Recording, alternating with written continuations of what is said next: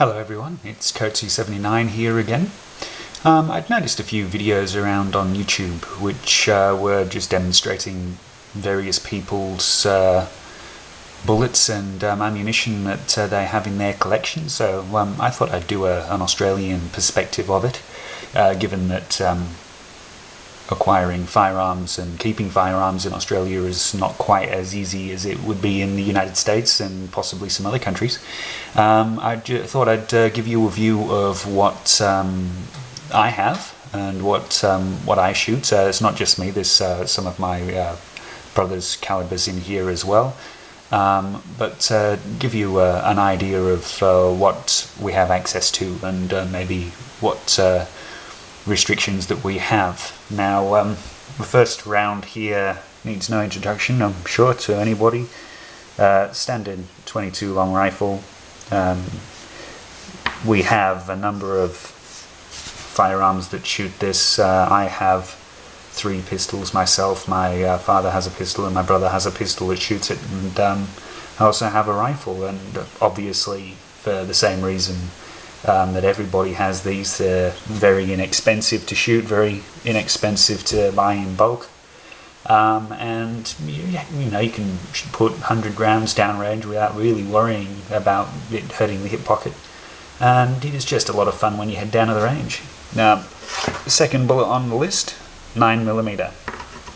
I have the 9mm pistol you may have seen in my other video, in the HS2000. I do a lot of reloading of this particular caliber, and really I can't remember the last time I bought any factory rounds for it. I generally reload with Remington projectiles, and yeah, some of my brass has been around the block quite a number of times, but I enjoy doing that, and yeah, I enjoy shooting that as well. It makes it a little bit cheaper, I think, not by much. You don't tend to save a lot of money by reloading 9mm, but it was something that I thought of I should start doing, and with a view of reloading some of the more expensive calibers, some of the rifle calibers that you see there. Haven't got around to doing that yet, but that is the grand plan. Next is the 38 Special. The reason why that case looks a little bit strange is this is a plus P load, and the actual case itself, I don't know if you can see that, it's classified as not reloadable, obviously just due to the pressures created, so that's a single-use factory round in 38 Special. Next up, 357 Magnum. A lot of fun to shoot that round. I'm sure I'm not the only person to think that. Now, in Australia, the restriction is that you can have a pistol up to 38 caliber on a standard pistol license. If you want to go higher than that, you need a special high cal permit, and they only allow you to go up to a 45 caliber in pistols. So the 357 Magnum is about as powerful as you can get on a standard pistol license, and that's the largest that I have. I would like to go higher, but as far as I'm aware, and you know, I don't know the rules inside out, anything larger, so anything between 38 and 45 is for specialized matches such as metallic silhouette, some single action, that kind of thing. And that's pretty much it for the pistol rounds. We're moving on to this little guy here. He is a 3220, and this is for my brother's Winchester 92 rifle, lever action rifle. I don't know if you can see that, but just here there's a little bottleneck on it, almost imperceptible, and it's just a standard flat-nosed lead round. This here is $105 for a 50-round box, and not cheap. And my brother uses it. His Winchester 1892 model is in really good condition, and he's picked up a couple of boxes for that. He doesn't shoot it very often, obviously. You wouldn't want to throw too many of these down the range, but it is fun to shoot every so often. But yeah, definitely the most expensive round on the table, even though it doesn't look all that impressive. Next door, one of the more common rounds. This is the 223. And you know, I'm sure that almost everybody who shoots a rifle, aside from the 22 long rifle, the next most popular caliber is going to be the 223. And this is one of my brother's calibers as well. I don't actually own one. But again, you know, it's not overly expensive to shoot, and you have a little bit more fun. You get the center fire, and it's, you know, it's something that you can shoot a little bit longer range and have a little bit of fun with. Next door to that, we have the 22-250, and as you can see, it's much thicker, based on a 308 case, neck down, for a 22 caliber bullet. Again, that is no heavier than the 223 next to it. That's a soft point, as you can see, but very fast. You can get these up to and beyond 4,000 feet per second. And for a 22 caliber bullet, it's, you know, you get a little bit of recoil on it, perceived recoil, and again, it's fun to shoot, and it'll reach out there. I mean, you're not going to take anything major with this, but it's again, you know, we shoot for the fun more so than anything else. You know, we don't need to protect ourselves from animals or anything like that generally. No, not in Sydney anyway, which is where I'm coming from. So again, it's a nice fun round to shoot, not overly expensive. Next we have the 243 Winchester. Slightly bigger bullet. I think that's 100 grain, this one. You can tell by the length next to the 22-250 there. This is one of mine. I haven't shot this one much. Generally, I prefer shooting the pistols more so than anything else. Yeah, the 243 is kind of the intermediary from the rifles that I have. I personally have the 22 long rifle, and this is my middling range. And yeah, I go out there, I shoot it every so often, but you know, either I'll shoot a whole bunch of these, or I'll go to one of the bigger ones. So I'll move on from that one. Again, you know, it's a fairly popular cartridge around the world, and none of these will need any introduction. This one here, this is a 303 British, and this is one of my brother's rifles. He has a Lee Enfield No. 4 Mark 1, and that was smart, wasn't it?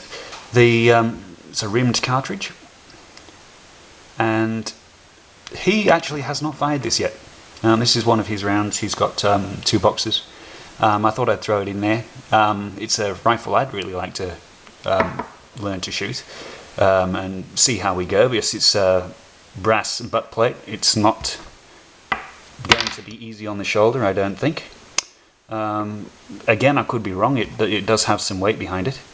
And I've seen some YouTube videos of people shooting them. People can shoot them quite quickly. And it's, you know, one of those things that, you know, I guess is, you know, got more history behind it. You know, the fact that it's been used in so many campaigns, and to some degree still used around the world today in some of the more developing areas. And it's the rifle itself, I think, that my brother has is from the Second World War and has seen action. It's been repaired on the field. You can see where the gunsmith has had it in a vise. You can see some marks where whoever was unfortunate enough to have it the first time round got sprayed with enemy fire, and it's just one of those really interesting things that you can have. And so he picked that up, and he's yet to fire it. I'm looking forward to the opportunity myself, and that's something coming up hopefully soon. And on the end here, this is the 30-06. So this is my largest caliber. That's a lot of fun to shoot. It kicks pretty hard in 180 grain there, but it's, you know, it's fun. You know, it's always good to kind of go to something a little bit bigger. One thing that you'll notice is the 308 is conspicuously missing, I suppose you would say. I had the choice when I was buying to go either 30-06 or 308, and I decided to go 306 after a little bit of reading. And you know, it's more, you know, my personal preference than anything else. I like the fact that it has the long action on it, and it's you can, especially if you're reloading them, you can get particularly hot rounds in these things, and short of going up to a 300 Magnum or a 338, which you may not have a completely intact shoulder after firing, which would be my biggest worry. It's this thing here is big enough for me at the moment. I'll take that out, I'll shoot that a little bit more, and if I feel a want to have something larger, I may go to a 300 Winchester Magnum or something like that, or 338 Winchester Magnum, and take it from there. But that is what we have currently in the arsenal, so to speak. And obviously this is only a very small collection of ammunition in comparison to some of the videos that I've seen on YouTube, particularly from the United States. I'm sure that a lot of us around the world are envious of those guys. But hey, it's not too bad, given the fact that we do have tighter gun control here, and it's not quite as easy to get hold of these things. It is much easier to get hold of rifles and rifle ammunition than it is for pistols. But that's for obvious reasons. Pistols are easier to conceal straight out the box, and we've been having some issues here in Australia with gun crime, and obviously they're illegal guns and illegal ammunition, illegally obtained, but it doesn't cast a very good light on anybody, obviously. The knee-jerk reaction is let's just ban everything, and we're finding it very difficult at the moment to keep a positive light on it. But we're doing our best. The sporting shooters are obviously the the law-abiding citizens, registered owners, people who shoot for hunting and recreational vermin control, all that kind of stuff.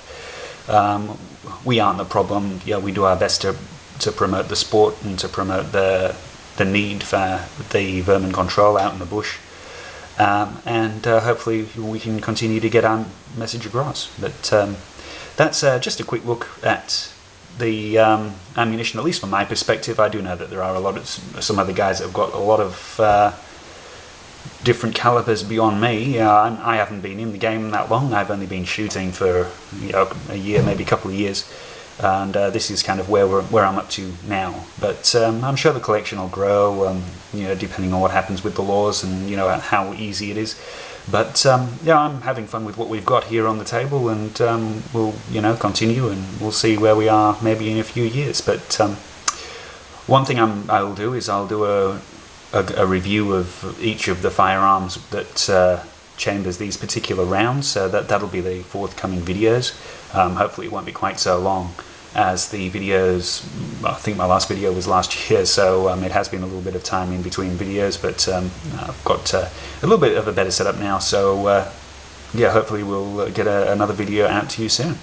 But thanks for watching, and you'll have a good day. Thank you.